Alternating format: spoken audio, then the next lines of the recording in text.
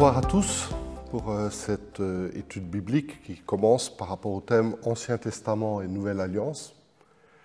Et en sous-titre, j'ai mis la place de Jésus dans l'Ancien Testament, puisque comme nous le verrons, toutes les Écritures tournent autour d'une personne, qui est Dieu, et qui, dans le Nouveau Testament, s'incarne en un être humain, Jésus. Mais avant d'arriver là, on va un petit peu voir ce soir quelques généralités. Qu'est-ce que certains théologiens ont dit par rapport à cette place de Jésus dans les Écritures? Où est-ce qu'on le voit dans les Écritures et comment l'Ancien Testament en parle, parce qu'il en parle très précisément. On jettera une bonne perspective par rapport aux prophéties qui concernent Jésus. Et cela nous ouvrira la porte pour les prochaines fois à regarder des passages particuliers de l'Ancien Testament dans lesquels nous voyons clairement Jésus. Et la question de fond qui se pose, puisque la Bible est composée de deux parties, Ancien Testament, Nouvelle Alliance, Ancienne Alliance, Nouveau Testament, et que le Nouveau Testament étant la dernière révélation, pourquoi est-ce qu'elle n'annule pas la première? Certains ont pensé cela. On verra que ce n'est pas du tout le cas. Aujourd'hui, quand vous achetez une Bible complète, il y a à l'intérieur l'Ancien Testament et le Nouveau Testament. Et on sait très bien que une autre religion, lorsqu'une révélation est venue par-dessus, ils ont enlevé l'Ancien Testament et le Nouveau Testament pour mettre leur écrit à eux, le Coran en l'occurrence, en disant c'est ça la dernière révélation, donc ça annule les deux autres. Le christianisme n'a pas du tout procédé comme cela. Au contraire, il y a eu une volonté claire de garder les sources historiques et que tout le monde puisse aller puiser dans ces sources historiques. Et je crois que cette volonté claire, elle est salutaire, mais ça fait aussi partie de la volonté de Dieu, parce que Dieu est quelqu'un de fidèle, c'est affiché dans l'Église, Jésus est le même, hier, aujourd'hui, éternellement, et si nous enlevons une partie de la Bible, en l'occurrence l'Ancien Testament, comment est-ce que je peux affirmer que Jésus est le même hier, avant-hier, puis avant? Dieu n'a pas changé de projet avec le Nouveau Testament, c'est ce que nous verrons. D'accord? Je vous annonce déjà un peu les éléments vers lesquels nous allons aller. Mais cela nous encourage parce que ça nous permet vraiment de considérer la fidélité de Dieu, puisque n'ayant pas changé de projet, en fait, il continue d'accomplir les projets initiaux qu'il avait. Et non, ce n'est pas un échec, c'est juste la suite de l'accomplissement de la pensée de Dieu par rapport à l'humanité. Donc, Ancien Testament, Nouvelle Alliance, quelle est la place de Jésus? Alors, la Bible parle d'une révélation progressive de Dieu, comme lorsque vous passez de l'ombre à la lumière. Si vous passez de l'obscurité à la lumière d'un seul coup, que se passe-t-il? On n'y voit plus rien, vous êtes ébloui. Et comme révélation, être ébloui, on a le droit d'être ébloui par Dieu, bien sûr. C'est très intéressant, mais en même temps, ce n'est pas ça qui nous permet d'y voir clair. Donc la Bible présente les choses de façon progressive, comme si Dieu ne va pas se révéler d'un seul coup, mais de façon progressive. Et on y reviendra sur cette révélation progressive, parce qu'en même temps, il y a une tradition juive qui prétend que dans les 5 premiers livres de la Bible, écrits par Moïse, toute la Bible juive y est contenue. Donc, tous les livres de l'Ancien Testament sont contenus dans 5 livres. Donc, révélation progressive, mais en même temps, sur ces 5 premiers livres, on a tous les éléments. Donc, on verra un peu comment fonctionne cette révélation de Dieu. Et c'est assez intéressant comme mécanisme, et bien le comprendre, ça nous évite aussi des fausses interprétations des incompréhensions, et parfois ça permet de comprendre pourquoi certaines questions sont compliquées si on n'a pas cette compréhension-là de comment Dieu fait avec l'être humain. En fait, Dieu est un pédagogue. Donc il va se révéler pas après pas, petit à petit.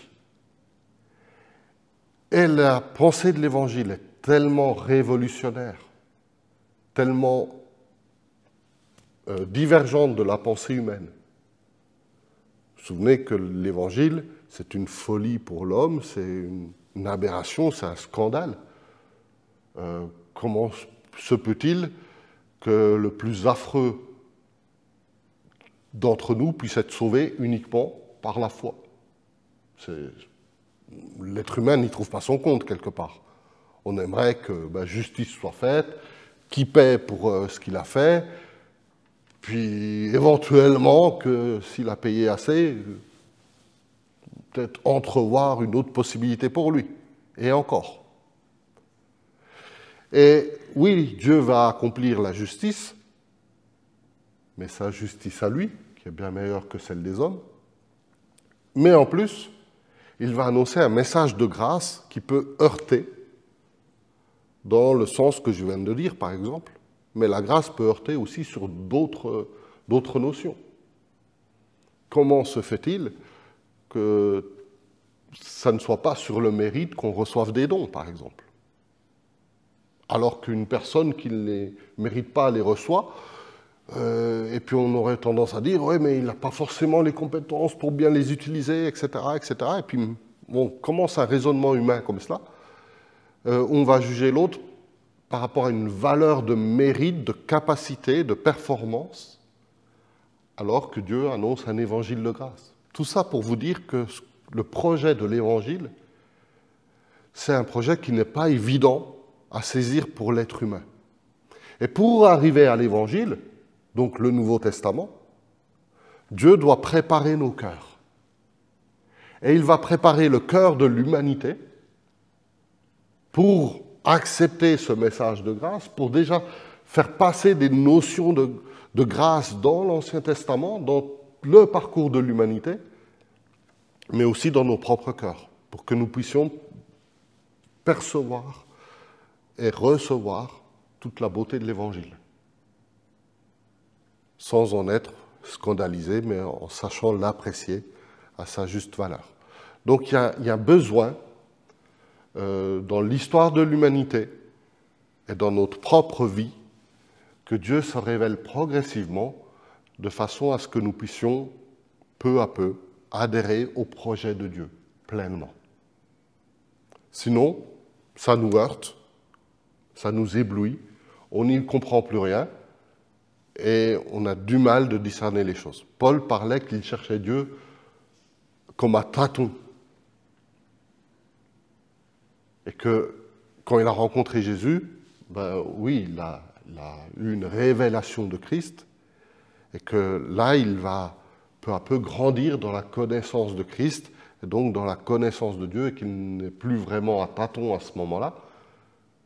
Mais, en même temps, il va dire, je ne connais pas encore tout, quoi. Je vais continuer de grandir dans la connaissance de Dieu. Et donc, il y a une progression dans la révélation de Dieu, tout comme il y a une progression dans notre compréhension de qui est Dieu dans notre marche chrétienne. En général, vous ne savez pas tout sur Dieu au moment où vous vous tournez vers lui.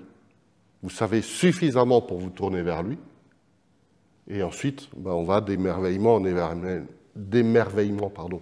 émerveillement. On va d'une compréhension de Dieu de plus en plus intime, de plus en plus profonde, de plus en plus forte, de plus en plus fondée.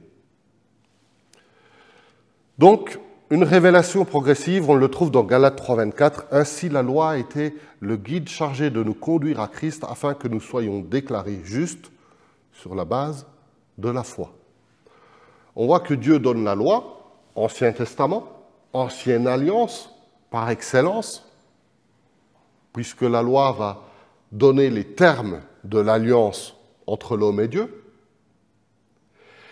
Et Dieu dit, mais en fait, cette loi-là, qui était les termes d'une alliance avec moi, c'était juste là pour vous conduire de façon pédagogique, de façon à vous apprendre Christ, de vous conduire à Christ et de nous conduire à ce message de la grâce. Par deux phénomènes. Premièrement, parce que pour accomplir la loi, l'homme est obligé de reconnaître son incapacité. L'homme est confronté, à travers le fait de vouloir obéir à la loi, à sa propre désobéissance, à son propre péché. Et la loi vient comme surligner que je ne peux pas obéir à la loi et que je suis pécheur et que par là, prise de conscience de cela, on se tourne vers Dieu pour demander pardon. Ce serait une notion qui nous conduit à la repentance. Ça, c'est le premier aspect pédagogique de la loi, nous montrer qu'on ne peut pas être au niveau que Dieu attend, qu'on a besoin vraiment de la grâce, que par nous-mêmes, on ne peut pas y arriver, par nous-mêmes, nous ne pouvons pas être sauvés, par nous-mêmes, nous ne pouvons pas comprendre Dieu, par nous-mêmes, nous ne pouvons même pas vivre les uns avec les autres en paix, tranquillement, parce que, il y a du mensonge, parce qu'il y a des incompréhensions basées sur des intérêts plus ou moins égoïstes, etc. Donc il y a tout ça qui anime le cœur de l'homme, si bien qu'a priori les relations deviennent compliquées. La loi est là pour cela, pour nous montrer notre incapacité et donc nous dire nous avons besoin de quelqu'un de plus fort que nous pour nous rapprocher de Dieu. Nous avons besoin de Jésus. Puis le deuxième aspect de la loi, c'est qu'elle va montrer le caractère de Dieu, ce que Dieu aime, ce que Dieu attend. Dieu aime des relations saines, donc il va proposer un cadre dans lequel nous puissions vivre des relations saines. Dieu aime que l'être humain fasse du bien, donc il va proposer un cadre dans lequel il va pouvoir faire du bien. Dieu aime que l'être humain soit en maîtrise de lui-même, donc il va donner un cadre dans lequel il puisse être maître de lui-même, maîtrise de soi. Et quand Dieu donne ce cadre, ce n'est pas pour nous punir si on tombe à côté, c'est juste pour nous, quelque part, nous protéger.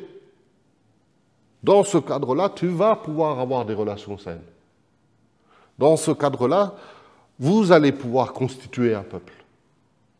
Dans ce cadre-là, vous allez pouvoir être fort parce que vous ne serez pas en train de vous battre pour des choses qui n'en valent pas la peine. Et Dieu donne un cadre et en même temps un objectif stimulant. Et c'est cet objectif stimulant, certes qu'on a vu dans une première partie qu'on ne peut pas atteindre, que Dieu révèle au fur et à mesure de l'Ancien Testament pour dire on va faire un peuple qui va pouvoir atteindre cet objectif-là. Et vous allez pouvoir entrer dans ce peuple-là. Et Dieu, à travers la loi, donne une promesse. Que la loi ne va pas être juste une occasion de chute pour nous, mais comme un tremplin pour un épanouissement complet, et que cet épanouissement complet se trouve en Jésus. Et tout ce cheminement-là, c'est l'Ancien Testament qui le donne.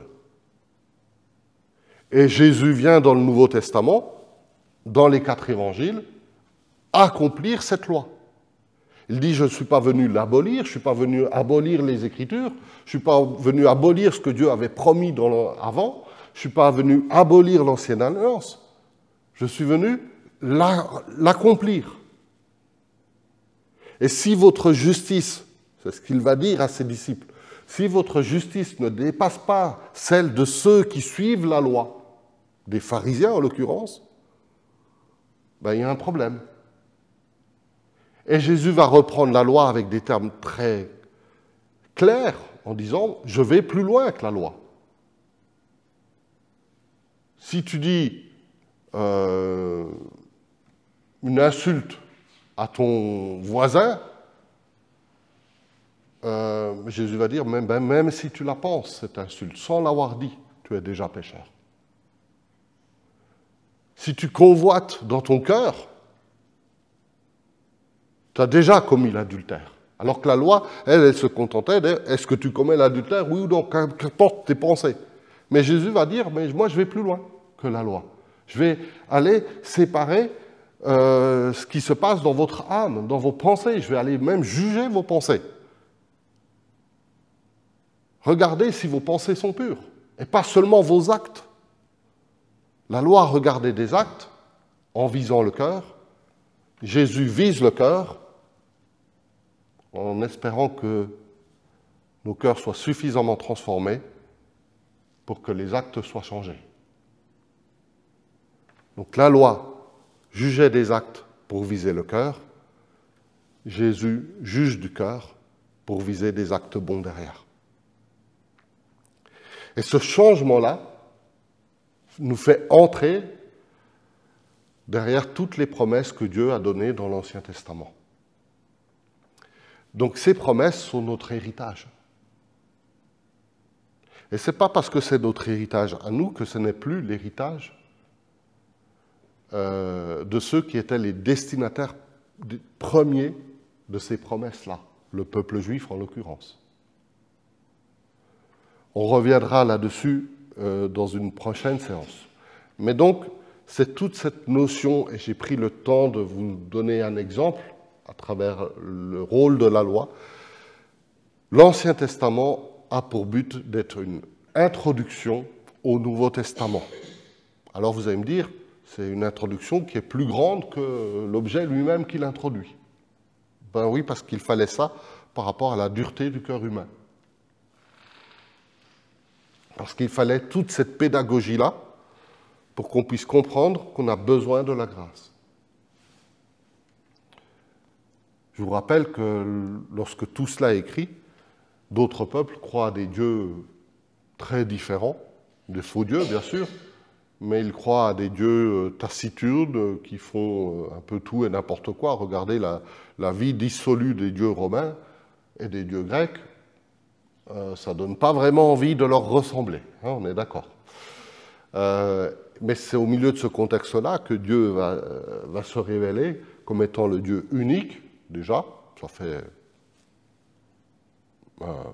très différent des autres peuples, et un Dieu qui veut prendre soin de son peuple et dont le peuple n'est pas l'esclave qui doit absolument faire des rites particuliers à Dieu, même si Dieu introduit certaines pratiques, d'accord, mais quand on regarde, c'est plus des pratiques pour justement, on y reviendra, introduire l'œuvre de Jésus, que l'homme, en les pratiquant, se tourne vers Dieu, se rappelle de qui est Dieu, de sa grâce, de ce qu'il a fait, qu'il est un Dieu de délivrance, etc., et que ces pratiques ne fassent pas oublier les promesses de Dieu, surtout. Qu'on se commémore ce que Dieu a fait, et qu'on se commémore les promesses que Dieu a données, et qu'on puisse, en s'en rappelant, voir qu'il est en train de les accomplir aussi. Donc très différent des pratiques qui se passaient dans d'autres peuples avec d'autres divinités. Hébreux 10, dans le même état d'esprit, nous dit que la loi, en effet, possède une ombre des biens à venir et non l'exacte représentation de la réalité. Elle ne peut jamais, par l'offrande annuelle et toujours répétée des mêmes sacrifices, conduire à la perfection ceux qui y participent, sinon n'aurait-on pas cessé de les offrir. Quelque part, l'auteur aux Hébreux est en train de dire que la loi est insuffisante, parce qu'on aura toujours besoin de sacrifices, et en même temps, elle dit, mais ce n'est pas exactement la pleine réalité. C'est une ombre des choses à venir. Et quand il dit ça, il parle de l'œuvre de Jésus à la croix, du sacrifice ultime. Et donc là, il parle de la loi qui demandait des sacrifices par rapport au péché. Donc on apportait un agneau, des colombes, enfin, voilà ce qu'on pouvait.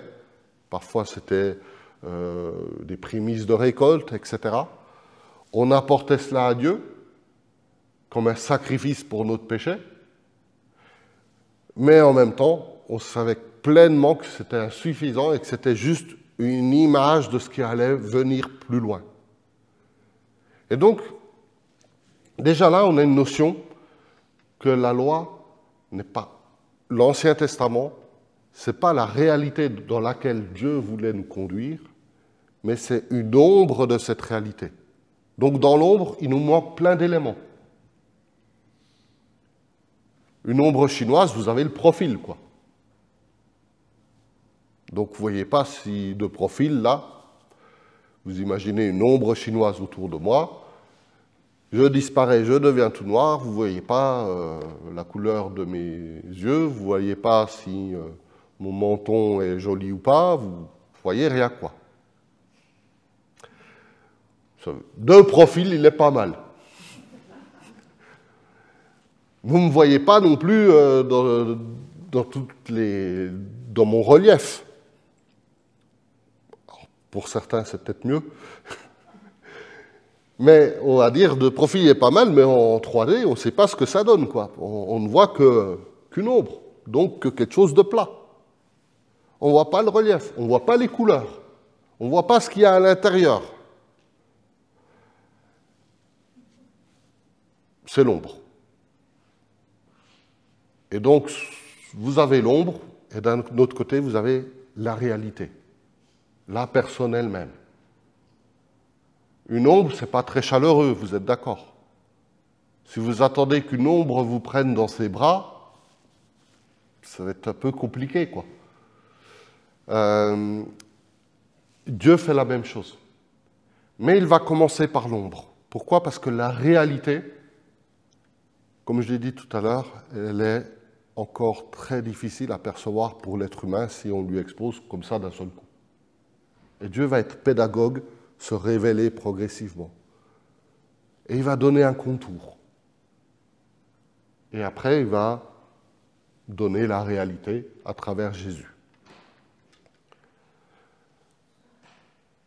Poursuivons avec un troisième passage, Colossiens 2:10, parlant justement des notions qu'on trouve dans l'Ancien Testament.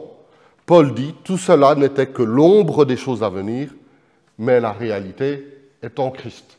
Ça résume très bien tout ce qu'on vient de dire. Tout cela, tout l'Ancien Testament, tout ce qu'on a pu y trouver, ce n'est que l'ombre des choses à venir, mais la réalité est en Christ. Et là, je me permets une première digression par rapport au thème. Mais si l'Ancien Testament était l'ombre de notre réalité aujourd'hui, est-ce que notre réalité aujourd'hui n'est pas elle-même l'ombre d'une réalité céleste, où il y aurait encore plus de couleurs, des choses inimaginables? Et là, on vous voit en 3D, mais on vous verrait en... je sais pas. La Bible dit qu'on connaîtra comme on a été connu.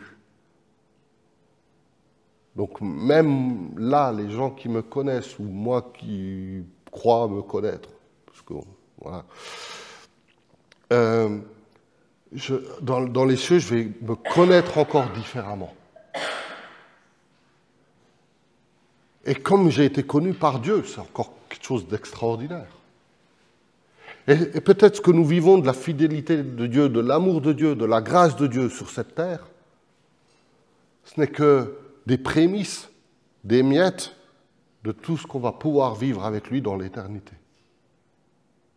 Et moi, je pense que c'est comme ça. Je pense que si l'Ancien Testament était l'ombre de notre réalité aujourd'hui, qui sommes nous dans le Nouveau Testament, ce que nous sommes aujourd'hui n'est que l'ombre d'une réalité bien plus glorieuse dans l'éternité. D'ailleurs, la Bible dit que nos corps, tels que nous connaissons nos corps aujourd'hui, alors il y a deux versions, soit ils seront transformés en un corps nouveau, soit ils seront détruits et on va recevoir à la place un corps nouveau. Toujours est-il que le résultat est le même, vous avez un corps nouveau. Et quand on dit corps nouveau, je ne crois pas que ça soit un corps qui soit dans les mêmes limitations que nos corps aujourd'hui. Je ne crois pas que ça soit un corps qui soit soumis à l'arthrite, par exemple. D'accord ? Je ne crois pas que ça soit un corps qui soit soumis à des douleurs parce que quelque chose me tombe dessus. Je crois à un corps glorieux, comme la Bible le dit. Et Paul va dire, si ce qui nous attend est glorieux, peut-être qu'on considère que nous, aujourd'hui, on est dans des corps glorieux, plus ou moins, mais imaginez dans l'éternité alors. Et là, on ne peut qu'imaginer. Je crois qu'on sera bien surpris, mais agréablement surpris de ce que Dieu a prévu.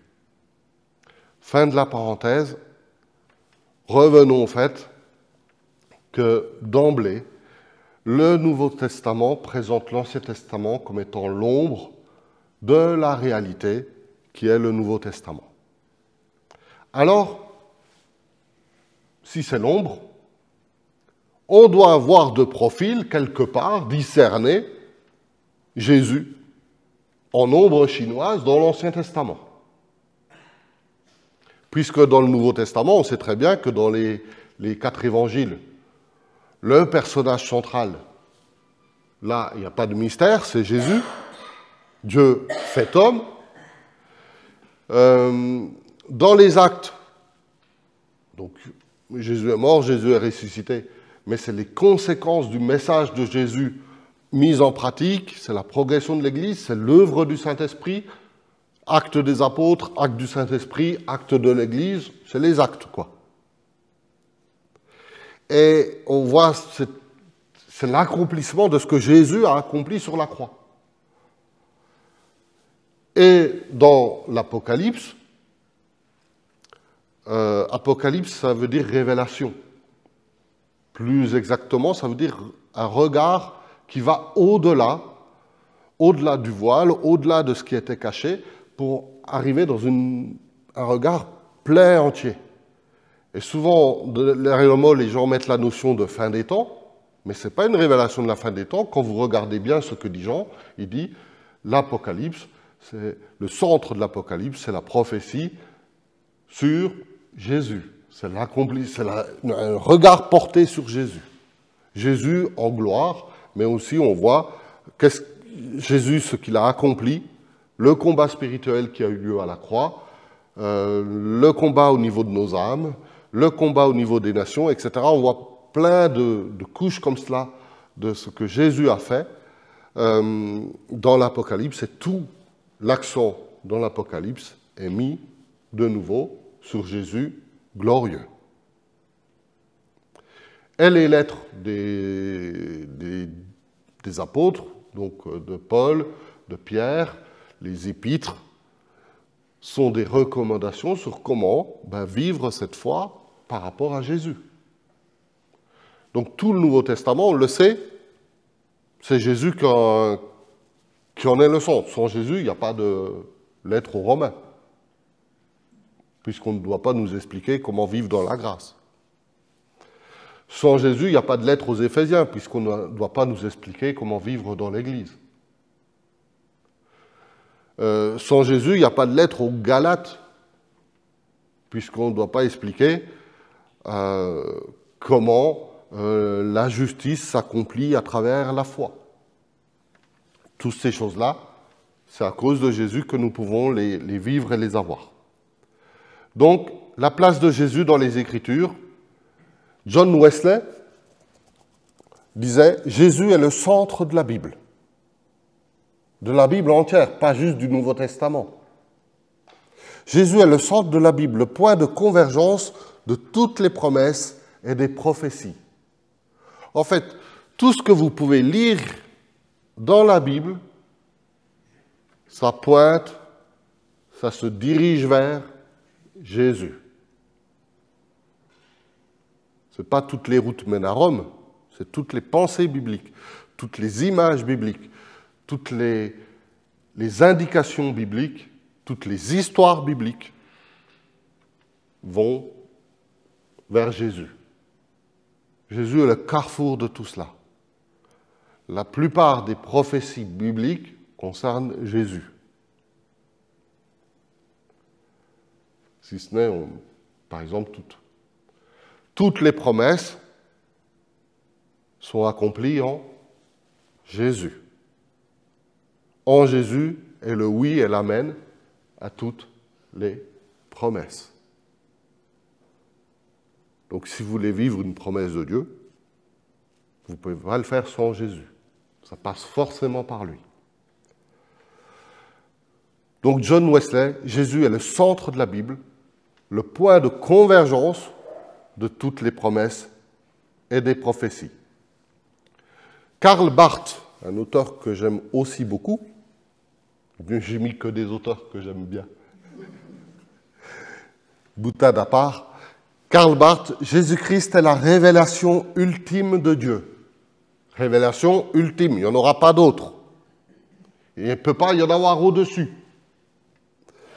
La parole incarnée qui donne sens et cohérence à toute l'Écriture.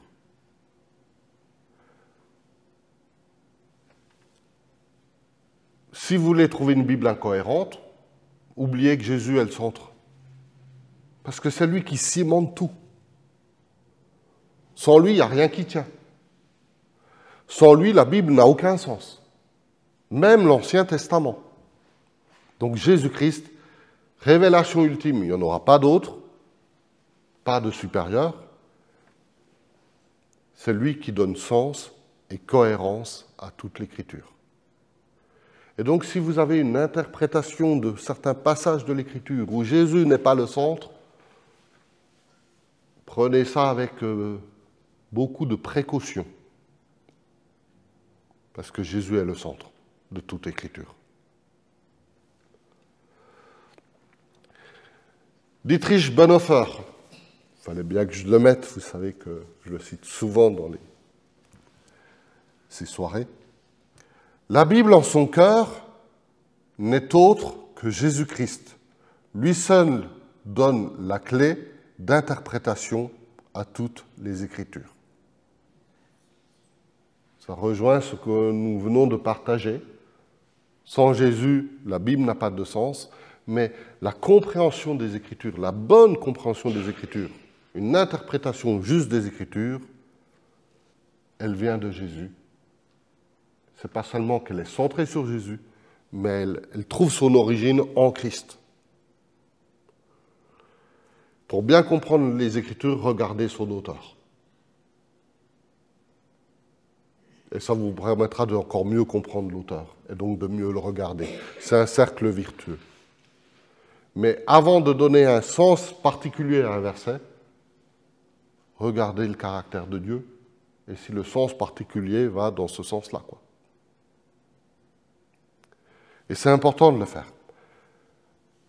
Le cœur de la Bible, c'est Jésus-Christ. Origène, je l'ai mis parce que c'est intéressant. Jésus est la clé des Écritures, l'ouverture est la lumière de l'âme. Clé des Écritures. Je ne peux pas ouvrir les Écritures sans une clé qui s'appelle Jésus. C'est la clé pour les comprendre, c'est la clé pour pouvoir l'apprécier, pour pouvoir entrer dedans. Et donc les vivre aussi. Et ce qui est intéressant, c'est qu'Origène, c'est qu'il va dire que ça va jusqu'à toucher notre âme. L'Écriture n'est pas juste un livre théologique, moralisateur ou historique, avec quelques poésies sympas dedans. L'Écriture a un objectif, c'est de nous présenter Jésus afin que notre âme puisse être touchée. Que nous puissions, nous, entrer en contact, non pas seulement avec le livre, mais avec Jésus lui-même.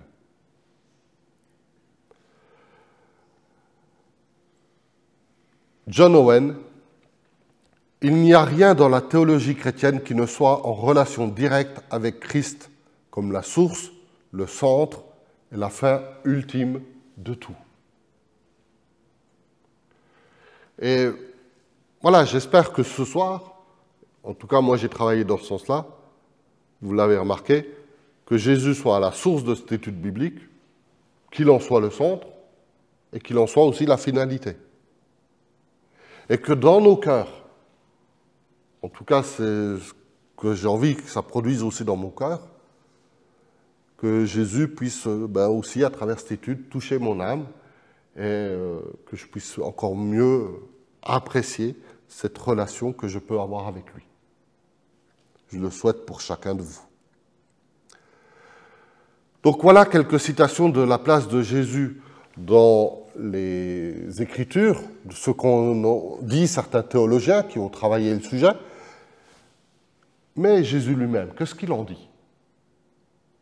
Jésus confirme sa présence dans l'Ancien Testament. On va voir plusieurs éléments. Alors là, je suis désolé pour un PowerPoint, c'est très mal fait. Je n'ai pas du tout été synthétique. Je vous ai mis les phrases telles quelles. Et normalement, dans le PowerPoint, on met des petits mots flash, synthétiques et tout. Là, je vous ai mis quasiment tout. Dans Jean 5, au verset 39, au verset 46, mais vous pouvez lire ce qu'il y a entre les deux, Jésus va être confronté à différents chefs religieux. Et ces chefs religieux, à un moment donné, vont contester le fait que l'Ancien Testament parle de Jésus. Et Jésus va répondre, une phrase incroyable, « Vous étudiez les Écritures parce que vous pensez avoir par elles la vie éternelle. » Et ils ont raison quelque part. Et Jésus ajoute, « Ce sont elles, les Écritures, qui rendent témoignage à mon sujet. » Est-ce que Jésus parle des 4 évangiles, là? Ben non, ils n'étaient pas encore écrits. Jésus parle des Écritures, donc de ce que nous appelons l'Ancien Testament. Tout le canon juif des Écritures que les Juifs ont reconnu comme étant révélées par Dieu. Et Jésus va dire, toutes les Écritures rendent témoignage de moi. Et il continue 7 versets plus loin, en fait, pas forcément 7 phrases plus loin pour Jésus, mais on trouve 7 versets plus loin cette phrase, « Car si vous croyez Moïse, vous me croiriez aussi, parce qu'il a écrit à mon sujet. » Et là, on est dans le domaine prophétique. Moïse qui écrit prophétiquement sur Jésus.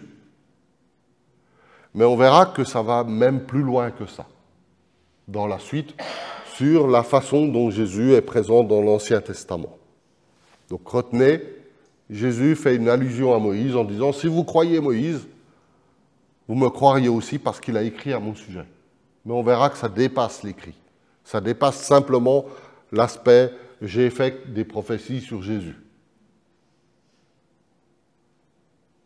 Et petit défi, est-ce que vous connaissez des prophéties de Moïse sur Jésus?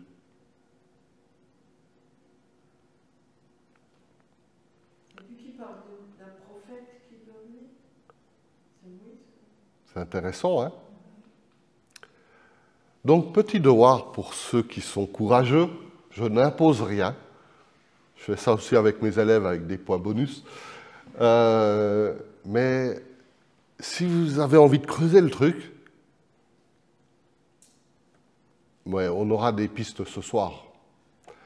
Pour la prochaine fois, je vous invite à dire, tiens, je vais chercher où est-ce que Moïse prophétise sur Jésus. Il y en a, hein, mais ça va plus loin que ça. Dans Jean 8, au verset 56 et 58, Jésus va avoir cette phrase étonnante. « Votre ancêtre Abraham a été rempli de joie à la pensée de voir mon jour. Il l'a vu et il s'est réjoui. » Les Juifs lui dirent, « Tu n'as pas encore 50 ans et tu as vu Abraham. » Donc imaginez aujourd'hui que ce soit moi qui vous dise, ah, « C'était bien hier avec Abraham, c'était vachement sympa, on a eu une bonne soirée. » Attends, c'est pas possible, quoi. Tu n'as pas 50 ans et tu as vu Abraham? Jésus leur dit, en vérité, je vous le dis, avant qu'Abraham soit né, je suis. Et là, double scandale. Scandale au niveau des temps pour un prof de français. Jésus affirme son éternité, mais pas seulement son éternité à venir, mais son éternité passée. Parce que l'éternité, c'est dans les deux sens pour Dieu. Donc Jésus dit, je n'ai pas eu de commencement, je suis éternel. Et je n'ai pas de fin, je suis éternel aussi vers l'avenir. Nous, on a eu un commencement et on n'aura pas de fin. On a une demi-éternité, si vous voulez, par rapport à Jésus. Mais on était toujours dans la pensée de Dieu, et ça éternellement. Et c'est rassurant aussi. Mais Jésus va lui dire, avant qu'Abraham soit né, j'étais déjà là, donc ne vous fiez pas à mes 50 ans, et je n'ai pas fait de lifting. Et Jésus va dire cette phrase, ce simple « je suis », qui est le nom de Dieu, imprononçable, et ce qui va faire dire que Jésus est Dieu, et les Juifs le comprennent comme ça, puisqu'ils veulent le lapider, parce qu'il a affirmé être Dieu, et nul être humain ne peut prétendre être Dieu. C'est un blasphème qui mérite la mort. Donc, sur cette phrase-là, il n'y a pas d'ambiguïté pour les Juifs de l'époque. Jésus a affirmé clairement qu'il était Dieu, d'origine divine, Dieu lui-même, donc on le lapide. Et c'est ce qu'ils vont essayer de faire à partir de là. Donc ceux qui veulent minimiser ce « je suis » à simplement la question d'éternité, comme je viens de le dire avant, ou simplement dire ouais, c'est une phrase provocatrice de Jésus, mais ça ne veut pas dire qu'il est Dieu, tout ça, ben non, pour les Juifs c'était très clair, et Jésus s'adressait à eux pour que ça soit clair pour eux. Donc Jésus affirme sa divinité, mais il affirme que dans l'Ancien Testament, avec Abraham, il était là. Jésus va dire, Abraham voulait voir mon jour. Alors c'est quoi son jour? Son jour de naissance, son jour de résurrection, son jour d'enlèvement de l'Église, son jour de... j'en sais rien. Plein d'hypothèses sont là. En tout cas, Abraham voulait voir sans doute un jour glorieux. Et Jésus va dire, il l'a vu. Question, quand est-ce que ça a eu lieu dans l'Ancien Testament? Et qu'est-ce qu'Abraham a réellement vu? Ça aussi, si vous voulez des points bonus pour la prochaine fois, vous pouvez y réfléchir. On aura des éléments de réponse la prochaine fois. Et un peu cette fois-ci. Dans Ésaïe 53:12, juste avant sa crucifixion, Jésus va dire, ces rouleaux, c'est de moi dont il est parlé. Jésus, dans Luc 22:37, vous savez, il faut que cette parole qui est écrite s'accomplisse en moi. Il a été mis au nombre des malfaiteurs, ça c'est Ésaïe 53:12, et ce qui me concerne est sur le point d'arriver. Donc là, on est typiquement dans la prophétie où Jésus dit ce que Ésaïe a dit sur moi des siècles avant, c'est vraiment sur moi qu'il l'a dit et c'est en train de s'accomplir. Et il va citer le passage pour qu'il n'y ait pas de quiproquo sur de quel passage il parle. Il a été mis au nombre des malfaiteurs. Et Jésus va dire, c'est sur le point d'arriver. Juste avant sa crucifixion. Le jour de sa résurrection, Jésus va dire à deux disciples qu'il croise en chemin et qui ne le reconnaissent pas, Jésus va leur expliquer toutes les Écritures en commençant par Moïse et par tous les prophètes, et il va leur expliquer ce qui le concernait. Est-ce qu'il parle que de prophéties, là? On verra que non. Il y a bien plus que des prophéties dans l'Ancien Testament qui parlent de Jésus. Jésus est présent même dans d'autres domaines que les prophéties. Donc il expliqua dans toutes les Écritures ce qui le concernait. on peut aussi comprendre que toutes les Écritures concernent Jésus. En tout cas que dans toutes les Écritures, il y a des éléments qui concernent Jésus. Puis il leur dit, c'est ce que je vous disais lorsque j'étais encore avec vous, il fallait que s'accomplisse tout ce qui est écrit à mon sujet dans la loi de Moïse, dans les prophètes et dans les psaumes.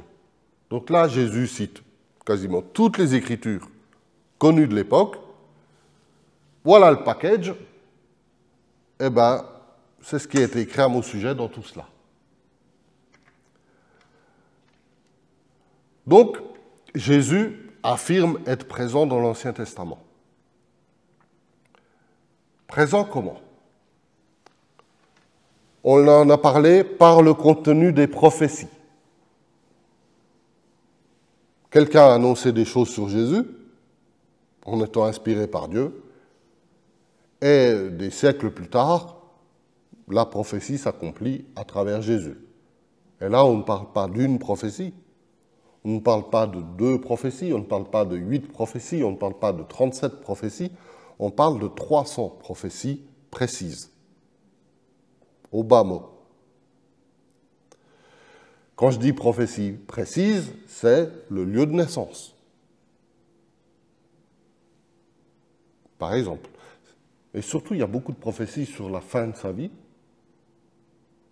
sur la crucifixion, alors que le supplice de crucifixion n'existait pas à l'époque où ça a été écrit. On aura des détails sur ce que la crucifixion provoque comme symptômes physiques, j'allais dire médicaux.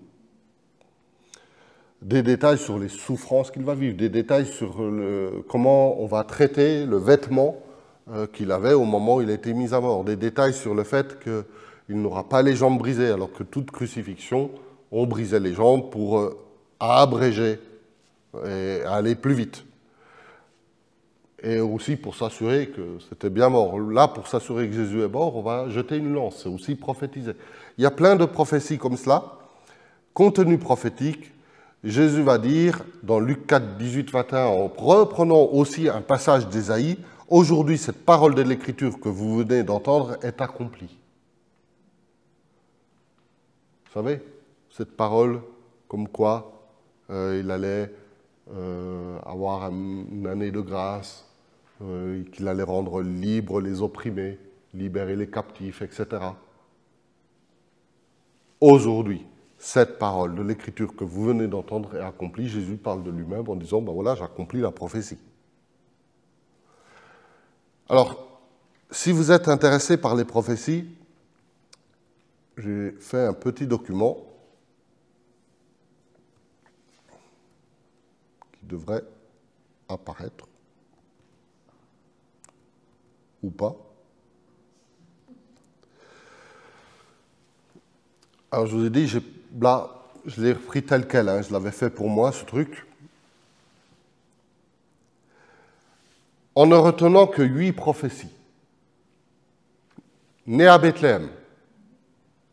Quand même, il fallait savoir qu'un petit village paumé, 500 ans après, ça allait être en ce lieu-là. Et puis ça, pour l'accomplir, c'est un peu difficile. Hein. D'accord? Moi, je suis né à Montbéliard, mais je n'ai pas choisi. Là, c'est comme si Dieu a choisi, quoi. Jésus a choisi où il allait être. Bethléem, ça me plaît bien. Précédé d'un messager. Donc, prophétie par rapport à Jean-Baptiste qui le précède pour annoncer sa venue. Entrer à Jérusalem sur un ânon. Donc, on parle d'un roi, on prophétise sur un roi, on dit qu'il va rentrer sur un ânon, quoi. D'accord? Alors, je sais que certains présidents ont pris des scooters, mais quand même, quoi. Là, c'est pire. Trahi par un ami et vendu pour 30 pièces d'argent. Donc, trahi par un ami, vendu pour 30 pièces d'argent, le montant est hyper précis dans la prophétie. Mains et pieds percés. Donc ça, complètement incompréhensible au moment où c'est écrit. Hein. Sacrifice sur la croix, on ne connaît pas. Le prix de la trahison, que Judas finalement ne voudra plus,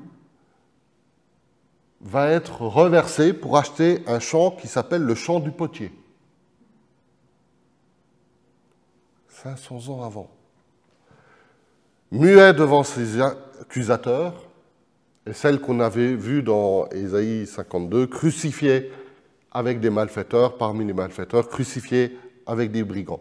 Si je prends ces 8 prophéties-là, et là on peut vraiment calculer mathématiquement par rapport au nombre de personnes qui naissent à Bethléem, dans le peuple juif, etc., c'est relativement simple à faire. C'est 1 sur 10 puissance 17, c'est-à-dire que c'est ce chiffre-là. C'est une chance sur ce chiffre-là. Donc si vous le voulez sur votre compte en banque, vous comprenez que c'est énorme.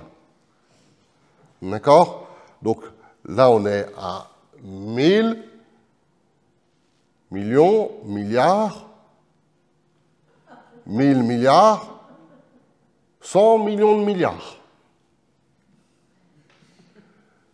C'est 1 suivi de 17 zéros. Et seulement en prenant 8, les 8 que je vous ai cités. Et il y a quelqu'un qui s'est amusé pour prendre 48 de ces prophéties.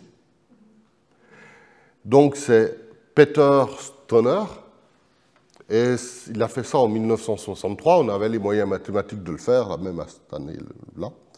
Et là, si je prends seulement 48 prophéties, donc vous avez vu 8 prophéties, 10 puissance 17, 1 suivi de 17 zéros, 48 prophéties, 1 suivi de 157 zéros.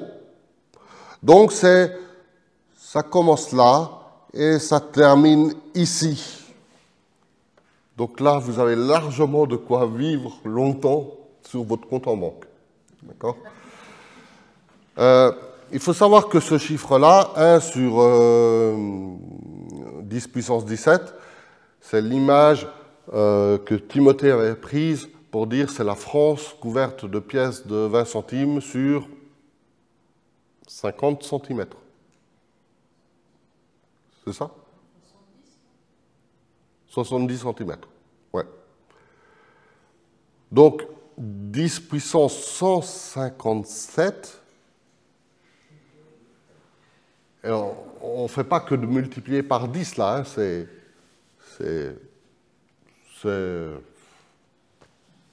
inimaginable. Il n'y a même pas assez d'atomes dans l'univers pour faire ce chiffre-là. Donc, ça, c'est en ne prenant que 48. Et je vous ai dit, il y a plus de 300 prophéties précises de l'Ancien Testament concernant Jésus. Là, on n'a fait que les 48 premières. Donc, vous imaginez, pour passer de 8 à 48 fois 6, on a fait plus que fois 6, hein, on est passé de 1 suivi de 17 zéros à 1 suivi de 157 zéros. Maintenant, imaginez que vous passez de 48 à 300, de nouveau fois 6. Là, je ne sais pas combien de zéros on va pouvoir mettre. Hein. Je crois qu'on n'en aura pas assez. C'est ce qui a fait dire à Blaise Pascal, dans ses pensées, la plus grande des preuves de Jésus-Christ, ce sont les prophéties. Pascal était aussi quelqu'un qui aimait beaucoup l'aspect dénombrement. Jésus, c'est le seul être humain dont la vie, et en particulier sa naissance et la dernière semaine, a reçu autant de prophéties. Jamais un homme autre que Jésus n'a été annoncé avec autant de prophéties et des prophéties aussi précises.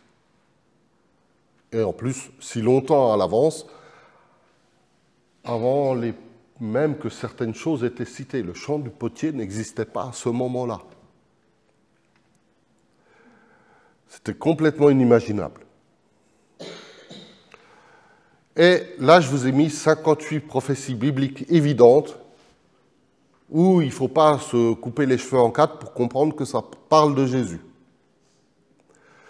Donc, quelques prophéties sur son origine humaine, le fait qu'il descende d'une femme, qu'il soit de la descendance d'Abraham, qu'il soit fils d'Isaac, fils de Jacob, de la tribu de Juda, de la lignée d'Ésaïe, de la maison de David, je vous ai mis les références de l'Ancien Testament et l'accomplissement dans le Nouveau Testament. On continue sur les 48 ? Enfin non, combien je vous ai dit ? 58, oui. Il m'en manquait 10. Les 10 suivantes sont là, né d'une vierge, né à Bethléem, le temps dans lequel il va naître, l'offrande de présents, de cadeaux par les rois mages, le fait qu'Hérode va tuer des enfants, en essayant de le tuer lui aussi, et la fuite en Égypte. Prophétie dans Isaïe, dans Michée, dans Daniel, aussi la Genèse, dans Ésaïe, dans Jérémie, dans Osée, oui, dans la Genèse, et accomplissement dans le Nouveau Testament. Divinité, qu'il est le Fils de Dieu, sa préexistence, c'est-à-dire qu'il existe avant toute chose. Qu'il est Seigneur, donc dans les psaumes, dans les chroniques, dans Samuel, dans Michée, dans les proverbes, et accomplissement dans le Nouveau Testament. On continue. On arrive sur des choses intéressantes. Son ministère. Donc il y a tout ça sur son ministère. Il est prophétisé qu'il sera lui-même prophète, et que Jésus va prophétiser. Il prophétisera notamment sur la destruction du temple de Jérusalem, en disant ce qui va se passer aussi pour moi avec mon corps, mais le temple va être détruit. Qu'il est prêtre selon Melchisédek, donc ça, il fallait vraiment aller le chercher. C'est pas tout le monde. Qu'il sera juge, roi, qu'il sera oint du Saint-Esprit, qu'il sera zélé pour Dieu, qu'il sera précédé de Jean-Baptiste comme messager, que son ministère va commencer en Galilée. Donc, imaginez la cohérence. Je nais à Bethléem, je fuis en Égypte et je commence en Galilée, quoi. Là, la mobilité, prophétiquement, il fallait suivre.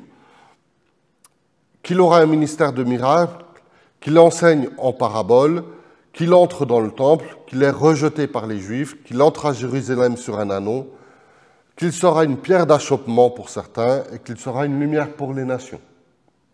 Donc, je vous ai mis les références et les passages bibliques. Donc, si vous voulez le document, vous me laissez une adresse mail et je vous l'enverrai. Et enfin, la dernière semaine de Jésus. Donc, vous avez vu le nombre de prophéties qu'il y avait sur son ministère, mais regardez pour la dernière semaine. Donc, dernière semaine, c'est son arrestation, sa crucifixion, sa mise au tombeau et sa résurrection. C'est pas mal comme semaine quand même, c'est rempli. Il est trahi par un ami, il est vendu pour 30 pièces d'argent, l'achat du champ du potier avec l'argent, Judas qui sera remplacé, accusé par de faux témoins, abandonné des disciples, muet devant les accusateurs, blessé et meurtri, des moqueries, qu'il souffre à notre place, mains et pieds percés, crucifié avec des voleurs. Il prie pour ses persécuteurs, il sera haï sans cause, on partage ses vêtements, tirage au sort, alors que normalement les vêtements étaient déchirés en plusieurs parties pour que tout le monde y trouve son compte. En tout cas, les soldats y trouvent leur compte. Qu'il va souffrir de la soif et qu'on va lui donner du vinaigre. Qu'on va prophétiser sur lui en se moquant de lui, c'est ce que feront les soldats romains. Qu'il va crier son abandon à Dieu, qu'il remet son esprit à Dieu, qu'il aura le côté percé par une lance, que ses os ne seront pas brisés, qu'il y aura des ténèbres à la surface de la terre à ce moment-là, et qu'il sera enterré dans le tombeau d'un homme riche. Isaïe, il est courageux quand même, parce qu'il prophétise qu'il sera crucifié avec les voleurs, et qu'en même temps, il va prophétiser qu'il sera enterré avec un homme riche, dans le tombeau d'un homme riche, pardon. Ce qui est complètement insensé, incompatible. Même à l'époque d'Isaïe, quand Isaïe l'écrit, c'est impossible d'enterrer un voleur dans le tombeau d'un homme riche. Même si l'homme riche était voleur. Prophétie sur sa résurrection. Donc, bien sûr, qu'on lit dans Matthieu 16, 21 et dans d'autres passages bibliques où il en est parlé, mais les psaumes en parlent abondamment. Je vous ai mis que quelques-unes. Hein. L'ascension, donc le fait que Jésus monte et qu'il va être assis à la droite de Dieu, donc différents psaumes en parlent. Donc toutes ces prophéties concernent la dernière semaine. Pourquoi? Vous voyez, il y a un petit déséquilibre quand même entre le ministère, la divinité, la naissance. La divinité, c'est quand même quelque chose d'important. Pourquoi est-ce qu'il y a autant de prophéties sur la dernière semaine?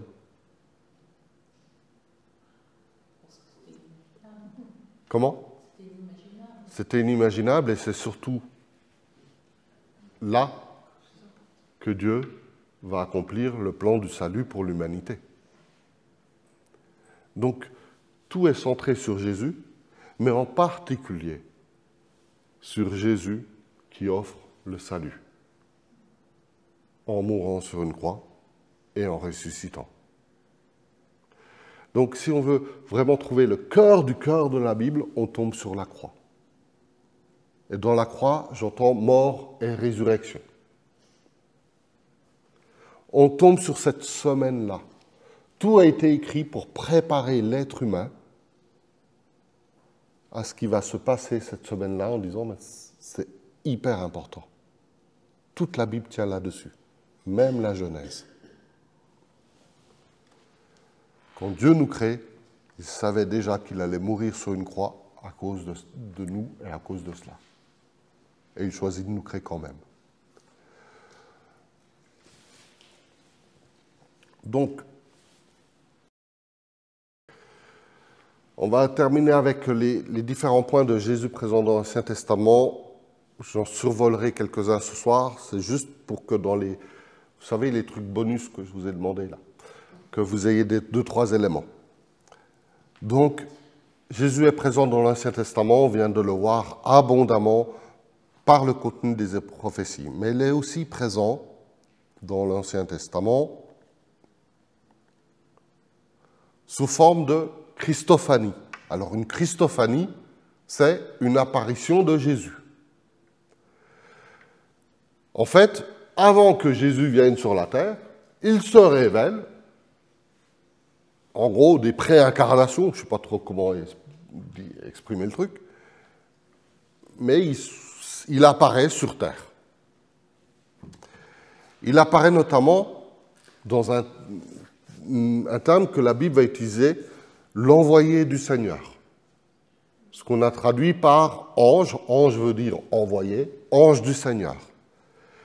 Et ce qui est intéressant, c'est que dans certains passages, l'ange du Seigneur, on pourrait dire, c'est simple, c'est un ange avec des ailes hein, qui vient, et puis il est du Seigneur parce qu'il est du côté du Seigneur. Là, le problème, c'est que cet ange du Seigneur, de temps en temps, dans une même phrase, on va l'appeler ange du Seigneur et en même temps on va l'appeler Seigneur. Et dans un même passage, il est en même temps Dieu et en même temps envoyé de Dieu. Donc c'est Dieu qui s'envoie lui-même, quoi. Dieu qui s'envoie lui-même, c'est Jésus.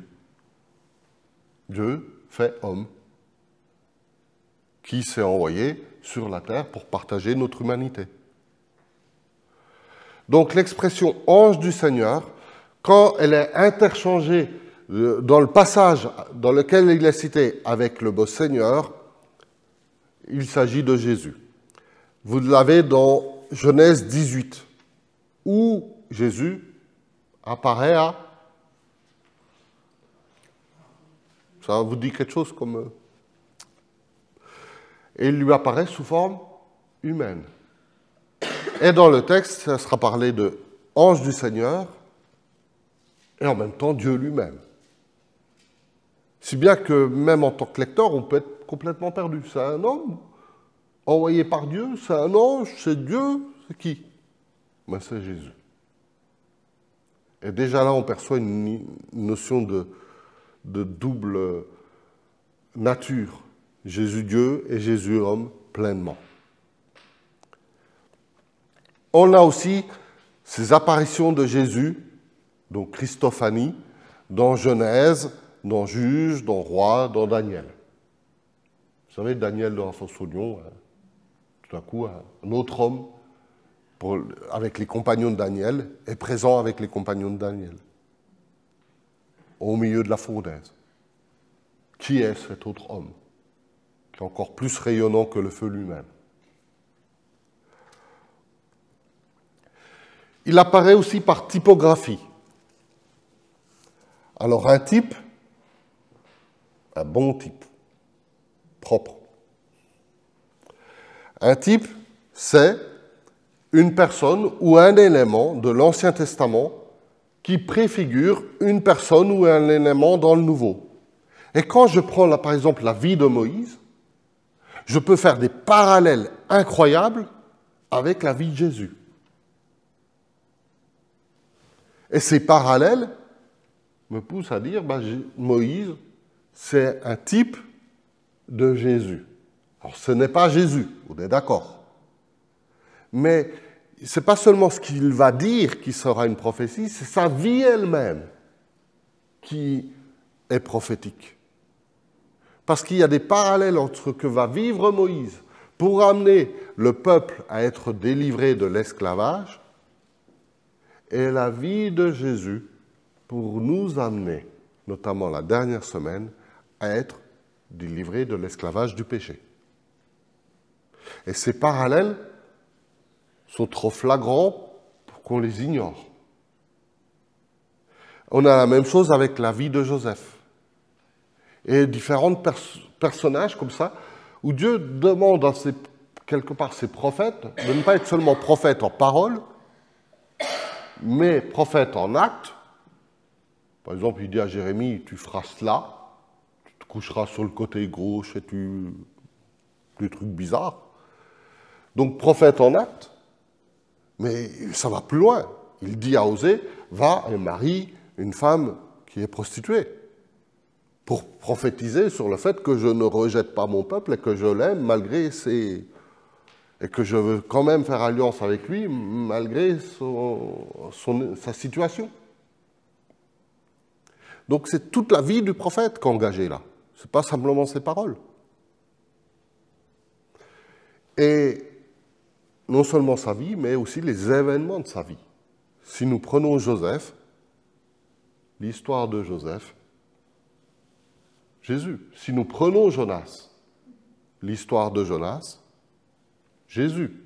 Et d'ailleurs, Jésus va dire de Jonas, ce que vous avez fait à Jonas, ce qui s'est passé avec Jonas, c'est ce que vous allez me faire. Et c'est ce que je vais vivre. Je vais moi-même, comme Jonas, être enseveli 3 jours. Et Jésus va faire référence 2 fois à Jonas.